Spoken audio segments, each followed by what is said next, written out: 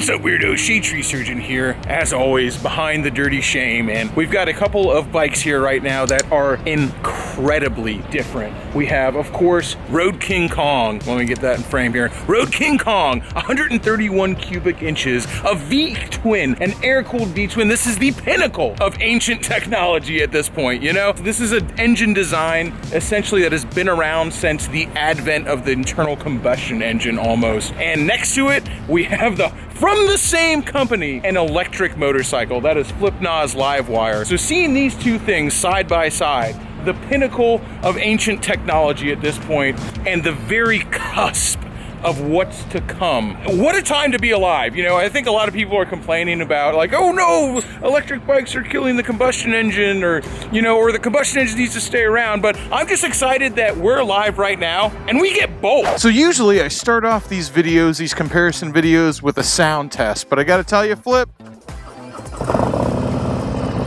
I think I got this one. One day we'll have to get down to the land. That's my buddy Red, who built an absolutely insane diesel-powered Suburban by, what's in that thing? 3.9 Cummins. I'm re-turboing it now. A 3.9 Cummins. It's a four-cylinder, right? In a Suburban. And now that's a wild vehicle. That's an episode for another day.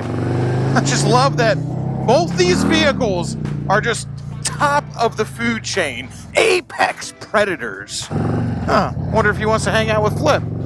I mean, obviously there's other electric bikes and there's faster V-twins, but let's just talk about American performance right now. The Harley Davidson 131 and the Harley Davidson Livewire. Two absolute insane motorcycles side by side, and we get them both. I love it. All right, we're gonna pull a Suburban delinquent, race it to the white line.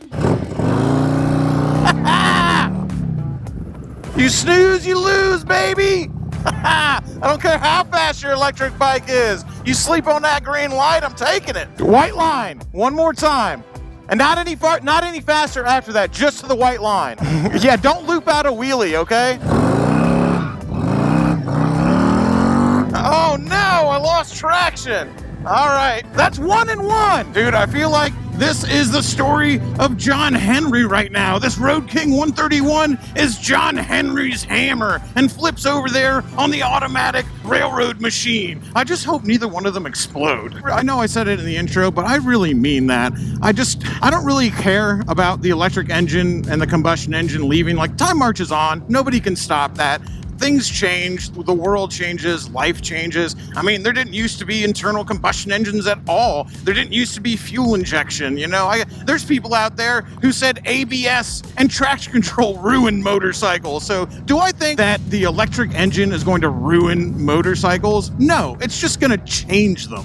What is there to be afraid of? That one day there won't be V-twin internal combustion engines? One day that won't exist? Of course one day that won't exist. One day the world won't exist. You know, one day society will cease to be. One day the sun, our star, will explode and completely destroy everything that in our known galaxy. Like, it's our galaxy, universe, not universe, galaxy. Or is it solar system? Whatever. I'm not a scientist. I'm way more into philosophy than actual science, because that's what dudes who aren't smart enough to do actual science do. You know, I don't conduct any experiments, but I do stay up very late at night pondering the manner of things. Let me tell you, even idiots can be introspective, okay? So when I look at a bike like the Livewire on top of, just like I said, the pinnacle of V-twins right now, especially old V-twins, like obviously it's stuff from Ducati is way faster, but this is just the pinnacle of air-cooled V-twin right now. This is the best of the best. This is the Tyrannosaurus Rex, baby. It's the biggest one. And you tell me, maybe it's a last gasp, maybe it isn't. I don't know what the future's gonna hold, but I do know this. Whether we like it or not, the world's gonna change. Love it all, man. Electric, big inch V-twin, 125cc Grom. If it's on two wheels and it's fast, or even if it's slow, I love it. I haven't spent a whole lot of time on that Livewire, but I do really like it. Although,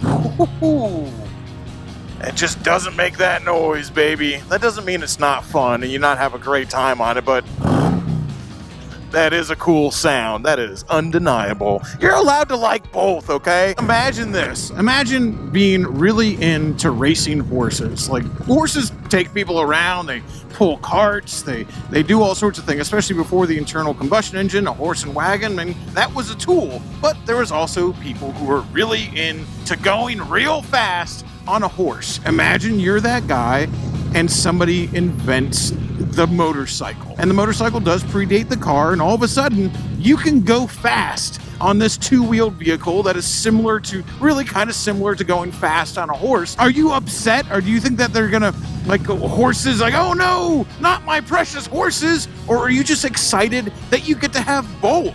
You get to ride fast on horses, and you get to ride fast on motorcycles.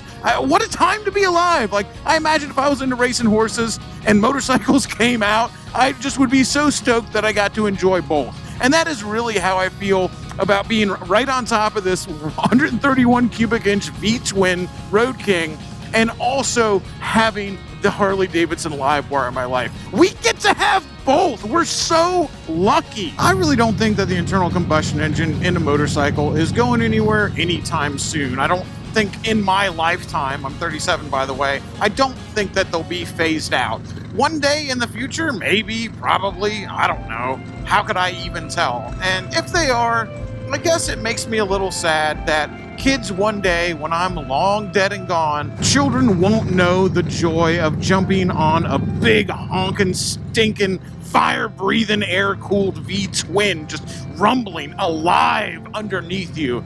Like, they'll never experience that. But that's okay, because they'll be living in a different world. Why would it matter that they didn't get to experience it? They'll be totally different people from the person that I am right now. Just like somebody who only ever knew horse and carriage is completely different from somebody who knows automobiles. Like, I can't be sad about it. As I said, it's not going to be better. It's not going to be worse. From my perspective, I guess it's a little worse because I do love these engines. I just like it that it feels alive, that you can feel something mechanical happening underneath you. You know you're on a motorcycle. I do. I like that. But I like that from my perspective. And I have to admit that my perspective will really have nothing to do with somebody who falls in love with an electric motorcycle 200 years after I'm dead. As I just said, I'm just stoked that we get them both.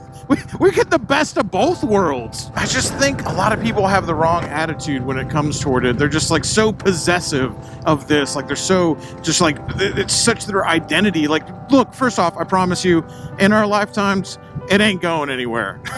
You're going to be able to buy these for a good long time. Secondly, it's the way that people pit them against each other. It's just saying, oh, you're in one camp or the other. Like, you can like both. You can enjoy both. It's okay to like stuff that's fun and cool. And let me tell you, I've ridden on the Livewire. It's freaking awesome. Would I trade Road King Kong for it? Probably not. I probably wouldn't. I do like this bike better. I will tell you, as much fun as the electric motorcycle is, and as fast as it is, possibly even faster than this bike, I still wouldn't trade this bike for it because, as I just explained, I love the feeling of something alive underneath me. And, someone could have made the same argument for a horse. It's like, I would never get off my horse and get on a motorcycle because I need something alive underneath me. And so there you go. We can draw all these parallels. And that's why it doesn't make me mad, and it doesn't scare me, and I'm not worried about it.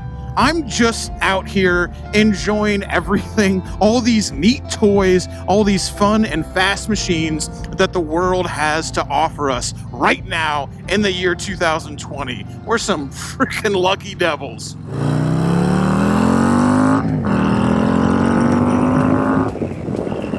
Competition breeds excellence, and there's definitely a bit of competition within Harley Davidson right now with the Livewire and this 131. We're the ones who benefit from that.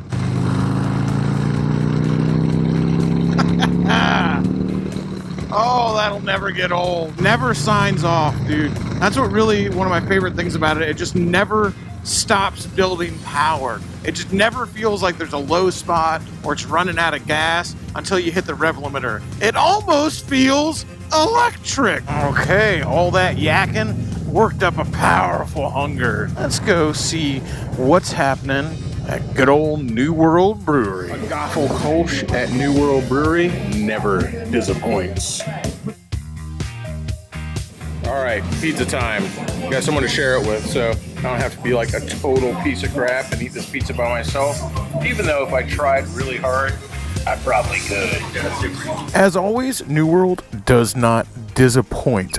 An electric motorcycle, on the other hand, everyone seems to find disappointing. The problem is this bike is just not made for someone like me. It's going to be a little different. It makes a loud noise. Don't get startled. I haven't grabbed the clutch in like 4 weeks. You remember how to do that? All right. So space age. Here's the thing with the Livewire is, so it's not even that it's an electric bike. And as I was saying before, I do obviously prefer internal combustion engine. It's that this bike just isn't for me, period. So let's say this bike did have, let's say it had the 131 in it. It had 131 cubic inch V-twin in the same frame with a gearbox and everything, and it wasn't electric. I still wouldn't want this bike. It's just not my style. It's too small. It's too hunched over. It's just really kind of not what I'm into. I'm not saying I hate it. Like, this setup is fine, I guess. It just, as I said, it's not my thing. It's not what I would choose for an everyday motorcycle that I'm going to ride around. And that's okay. And I think that's a lot of people's issue with the Livewires. They're going like, well, I would never ride that bike. What a mistake. This is so dumb. I would never ride this bike either. But it's not because it's electric. It's because it's absolutely not my style. And, you know, the whole electric thing is just so small and so niche that, of course, they're not offering 10 different types of electric bike. There's one kind of electric bike, which is, and it's not for me. It's not my thing. And that's okay, because I've got my thing still available to me. It's not like I have to freaking ride this.